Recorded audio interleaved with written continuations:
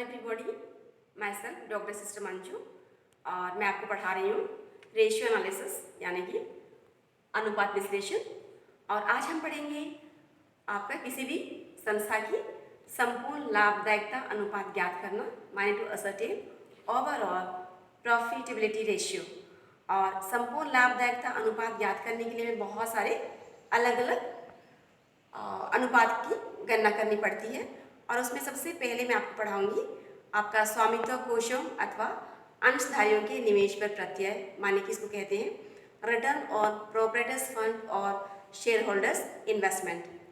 इस अनुपात को रिटर्न ऑन ओनर्स इक्विटी या तो रिटर्न ऑन नेटवर्थ या return on share holders fund भी कहा जाता है। यह अनुपात स्वामित्व पूंजी या निवेश पर अर्जन शक्ति का निर्धारण करता है, माने it determines the earning power.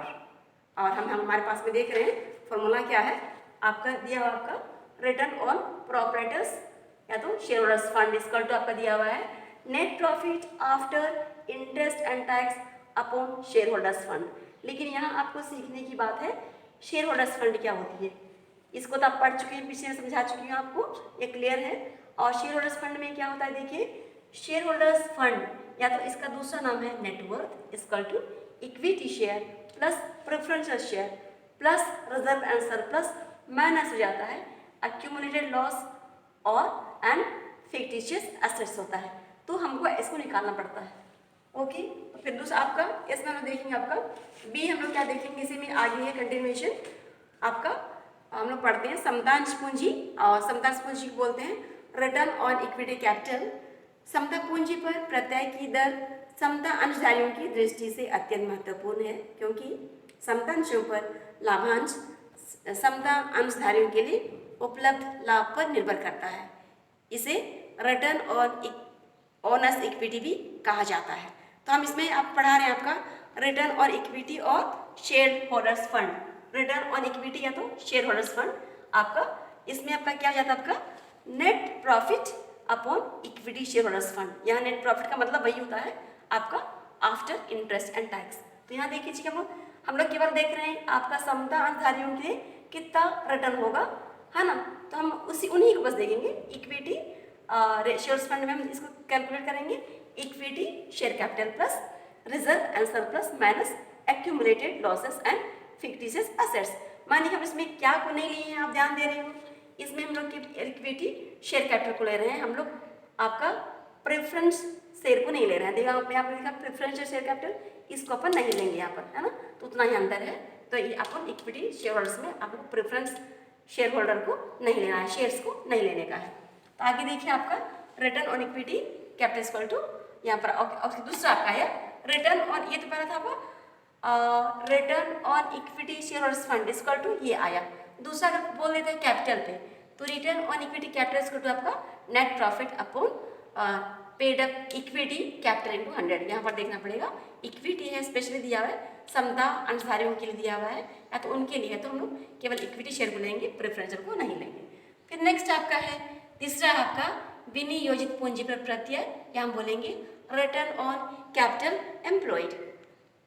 यह आपका होता है, यह प्रत्यय विनियोजित पूंजी तथा लाभ के मध्य संबंध स्थापित करता है तथा किसी भी व्यावसायिक फर्म की संपूर्ण लाभदायकता एवं कार्यकुशलता का प्राथमिक मापदंड है। और इसके आधार पर हम बहुत सारे अनुपात की गणना कर सकते हैं। या तो आपका इसमें सबसे पहले हम इसको गणना करेंगे ग्रॉस कैपिटल एम्प्लॉयड, माने क्या, तो ग्रॉस कैपिटल एम्प्लॉयड का दूसरा नाम हो सकता है टोटल रिसोर्सेस। तो इसको होता है आपका net profit before interest and tax.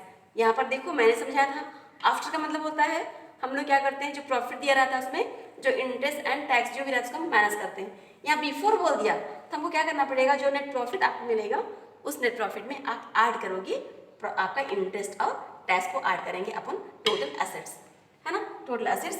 और बी होता है आपका net capital employed equal to आपका net profit before interest and tax upon 100 into 100 upon net capital employed. तो ये भी आप जान रहे हो नेट प्रॉफिट हम क्या करेंगे, आपका इंटरेस्ट और टैक्स को ऐड करने के पश्चात हो जाएगा नेट प्रॉफिट बिफोर टैक्स। तो यहाँ पर नेट कैपिटल एम्प्लॉयड क्या चीज़ होती है, तो आप समझोगे नेट कैपिटल एम्प्लॉयड इसको क्या था, टोटल एसेट्स जो हमारे पास रहेगा टोटल एसेट्स से टोटल रिसोर्स रहेगा, उसमें हम क्या करेंगे, करेंट लायबिलिटी को माइनस कर देंगे, तो आपको मिलेगा ये चीज आपका net capital employed. I hope आपको समझ में आ रहा है। और नेक्स्ट हमारा है चौथा, और ओवरऑल प्रॉफिटेबिलिटी अनुपात को जब हम ज्ञात करते हैं, सबसे में आपका नेक्स्ट है प्रति अंश अर्जन, या तो हम बोलेंगे अर्निंग पर शेयर। और अर्निंग पर शेयर क्या होता है, समता अंशधारियों की दृष्टि से अंश प्रति अर्जन अर्निंग पर शेयर लाभदायकता का एक अच्छा मापदंड है। इसके आधार पर समान कार्य करने वाली कंपनियों की कार्यकुशलता एवं लाभदायकता की तुलना सरलता से की जा सकती है। ऐसे बोल दिया था आपका अर्निंग पर शेयर, या तो EPS इसका टू आपका net profit after tax minus preference dividend, है ना। प्रेफरेंस डिविडेंड जो भी दिया जाएगा उसको माइनस कर देंगे इसमें से, upon number of equity share. ये इसका होता है आपका, ये क्या पता है कि एक शेयर में कितना अर्जन होता है, कितना हम अर्न कर रहे हैं, कितना हम कमा रहे हैं। एकदम सिंपल शब्दों में आपका एक शेयर में कितनी हमको कमाई होती है उसको प्रदर्शित करता है। इतना समझना लेने के बाद में आप देखिए सिंपल क्वेश्चन दिया है, वो समझा दे रही हूँ। क्वेश्चन नंबर 14 देखिए, उसी बुक से, calculate a return on share holders investment and return on share holders fund. 10% preferential share capital 1 lakh, equity share capital 5 lakh, reserve and surplus 3 lakh, net profit after tax 2,70,000। और आपको कैलकुलेशन करना है आपका, पहला क्या आपका कैलकुलेशन करना है आपका return on share holders fund, net profit after interest and tax in 200 upon share holders fund. यहाँ पर आपका दिया हुआ है, ये आपका आफ्टर दिया हुआ है ना, टैक्स के बाद एक आपको पूरा अच्छे से दे दिया गया, इसको कैलकुलेशन करने की आवश्यकता नहीं है, बुक में ही दिया हुआ है। अपन आपका share holders fund, share holders fund कहाँ से लिए हैं, आपका preferential share capital, equity share capital and reserve and surplus, मानी 1 लाख, 5 लाख एंड 3 लाख को मिला करके 9 लाख हो गया।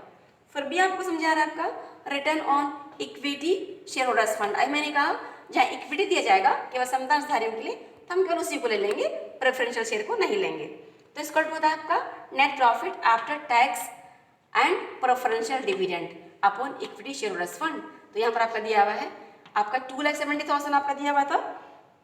ये आपका है नेट प्रॉफिट आफ्टर टैक्स, इसमें हम माइनस कर देंगे आपका जो आपका डिविडेंड मिलेगा प्रेफरेंशियल शेयर कैपिटल में से। जैसे पहला में बोलता है 10% प्रेफरेंशियल शेयर कैपिटल आपका 1 लाख दिया हुआ है, तो उसमें 1 लाख का 10% निकालेंगे तो निकल जाएगा आपका 10,000। इसे माइनस कर दिए तो आपको बचा 2,06,000। और आपका यहाँ पर दिया 5 लाख एंड 3 लाख, इसमें क्या नहीं गया होगा आपका आपका प्रेफरेंशियल शेयर कैपिटल अपन नहीं लेंगे। आपका दिया हुआ है प्रेफरेंशियल शेयर कैपिटल 1 लाख लिया है, 1 लाख दिया हुआ है, उसको हमने लिया नहीं, इसमें आपका गया है आपका equity share capital and reserve and surplus, तो आपका इतना परसेंट हो गया। अब देखिए क्वेश्चन नंबर 15 देखिए आपको दिया हुआ है, from the following details calculate return on gross capital employed and net capital employed. Equity share capital 4 lakh, preferential share capital 1 lakh, general reserve 1,89,000, 10% debenture 4 lakh, current liabilities 1 lakh, discount on debenture और discount on share 5,000, net profit after debenture interest but before income tax 80,000।